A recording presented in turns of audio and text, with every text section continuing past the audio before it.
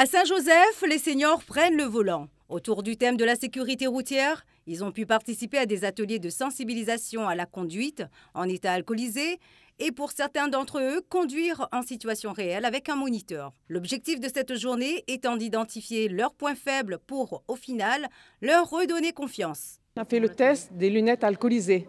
C'est vraiment surprenant. On a l'impression qu'on marche, qu'on ne touche pas le sol. Voilà, c'est vraiment un test à faire. J'ai profité de l'occasion où il y avait l'école de conduite pour pouvoir me remettre au volant, me remettre en situation de conduite, parce que ça fait plus de 10 ans que je ne conduis plus. J'étais stressée, mais quand j'avais le volant dans les mains, j'étais plus stressée. Aider les seniors à conserver leur autonomie sur la route en leur proposant un accompagnement adapté après plusieurs années sans conduire, nombreux sont ceux qui expriment ce besoin. Il y a ce besoin d'un accompagnement. Après 30 ans de PMI, il y a des mauvaises habitudes qui ont été prises et les personnes âgées s'en rendent compte eux-mêmes et sont demandeurs d'un accompagnement.